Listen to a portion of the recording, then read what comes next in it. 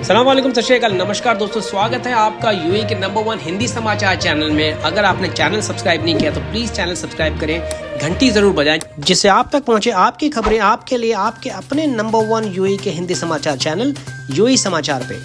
तो ये हैं आज के बड़े समाचार। भारत सरकार ने अंतर्राष्ट्रीय फ्लाइट्स के उड़ानों को रद्द करने की अवधि बढ़ा के कर दी है 31 जुलाई तक। एक हफ्ते पहले ये सर्कुलर आया था directorate general of civil aviation की तरफ से कि ये जो अवधि है वो 15 जुलाई तक बढ़ा दी गई है, लेकिन आज ये नया सर्कुलर आया है कि इसकी अवधि जो है वो आगे बढ़ा के कर दी है 31 जुलाई। यानी 31 जुलाई तक कोई भी अंतर्राष्ट्रीय उड़ान न तो भारत में आएगी और न यहाँ से उड़ान भरेगी अन्य देशों के लिए।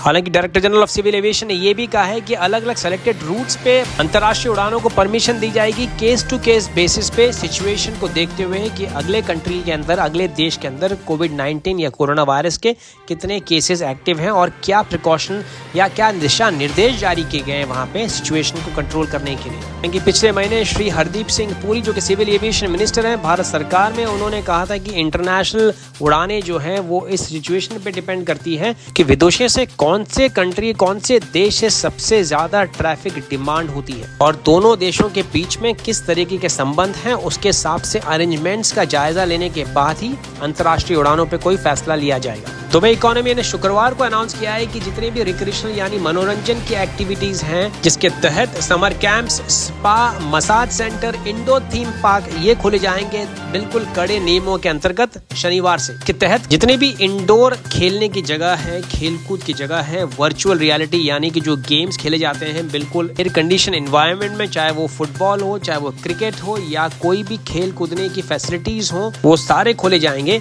लेकिन पार्टीज या किसी भी तरीके की सामूहिक आयोजनों के ऊपर अभी फिलहाल रोक लगाई हुई है। जितने भी मसाज सेंटर्स हैं, जो स्पास हैं, वो भी शनिवार से चालू हो जाएंगे।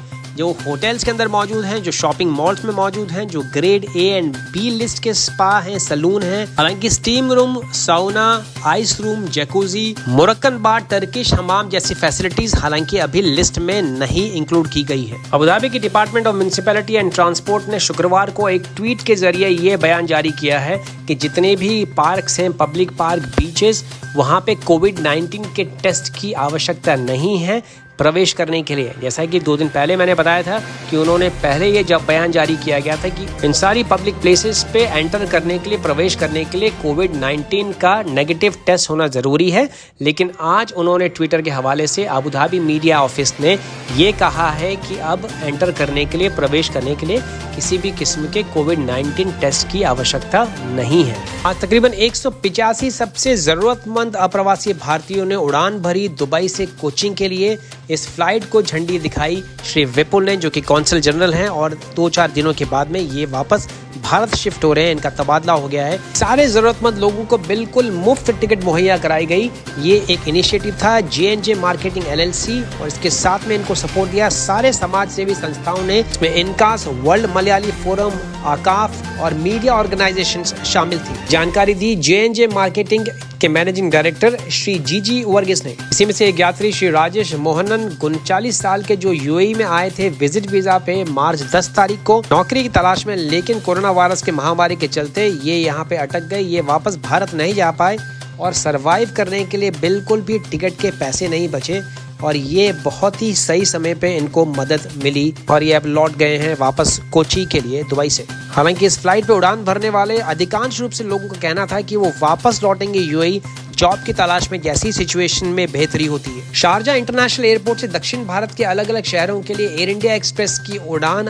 की टिकटों की बिक्री 3 जुलाई शाम को 4 बजे से चालू हो गई है। ये फ्लाइट उड़ान भरेगी जुलाई 9 से लेकर जुलाई 14 के बीच में मदुराई, कोयम्बटूर, तिरुचिरापल्ली तमिलनाडु में, केरल में तिरुवनंतपुरम और कोची के लिए और हैदराबाद के लिए। इन सारी उड़ानों के टाइम टेबल आप स्क्रीन पे देख सकते हैं। वही अप्रवासी भारतीय जिन्होंने रजिस्ट्रेशन करा है भारतीय दूतावास की अबू धाबी वेबसाइट पर या दुबई के कॉन्सुलेट जनरल की वेबसाइट पे, और उसके बाद में आप बुकिंग कर सकते हैं airindiaexpress.in वेबसाइट पे जाके, या फिर जितने भी ऑथराइज एजेंट्स हैं यूएई में उनके पास में जाके भी आप टिकट ले सकते हैं। टिकटों के लिए पासपोर्ट की इंफॉर्मेशन देना अनिवार्य है। अगर आप दुबई में हैं और आपकी विजिट वीजा या रेसिडेंस वीजा एक्सपायर हो गई थी मार्च 1 तारीख से पहले, तो आपको जाना होगा डिपोर्टेशन सेंटर, जो कि लोकेट किया गया है, जो कि बनाया गया है टर्मिनल 2 के पास। ये जानकारी दी है ब्रिगेडियर यूसुफ अल अदीदी, जो कि डायरेक्टर हैं अल केसिस पुलिस स्टेशन के। गौरतलब है कि जून के महीने में federal authority of identity and citizenship ने कहा था कि जिन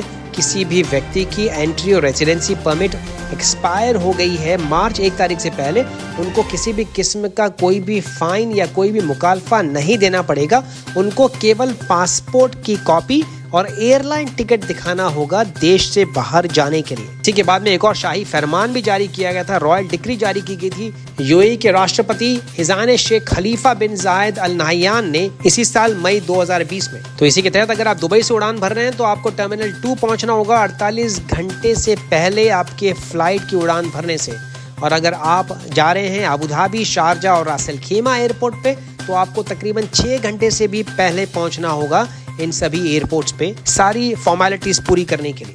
यूएई में पिछले 24 घंटों में 400 से भी ज्यादा नए कोरोना के केसेस निकल के सामने आए, जिसको मिला के टोटल इन्फेक्शन हो गए 49,469। वहीं 65,000 से भी ज्यादा कोविड-19 के टेस्ट किए गए हैं। ये जानकारी दी है ministry of health and prevention ने। दूसरी तरफ 24 घंटों में 504 नई रिकवरीज भी देखी गई, जिसको मिला के टोटल रिकवरीज हो गई अब तक 38,664।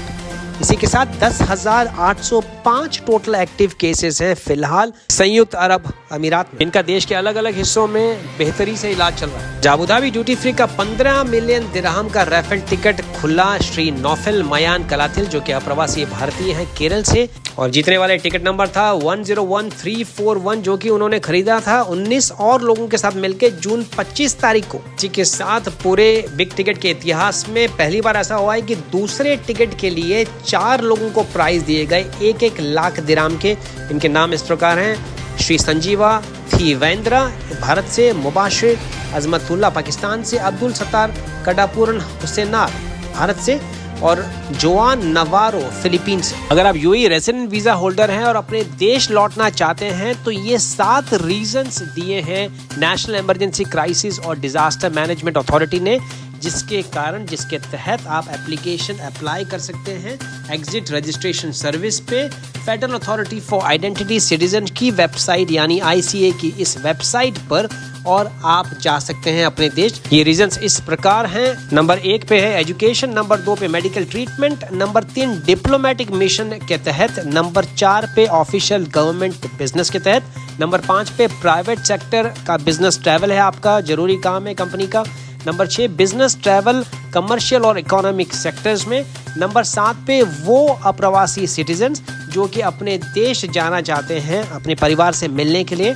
और वापस यूएई लौटना चाहते हैं। ये एप्लीकेशन के साथ में सारे डॉक्यूमेंट्स जैसे कि Emirates ID copy, residence permit copy, valid passport copy, आपके प्रूफ डिपार्चर का कि आप क्यों जाना चाहते हैं अपने देश में, वो सारे रीजंस आपको देने पड़ेंगे। और ये भी कहा गया है कि आपके कंट्री के अंदर जहाँ पे आप जा रहे हैं, जिस देश जा रहे हैं, वहाँ पे किस तरीके का रिस्क है कोविड-19 के तहत, ये सारे अप्रूवल्स उन सारी सिचुएशंस के ऊपर निर्धारित किए जाएंगे।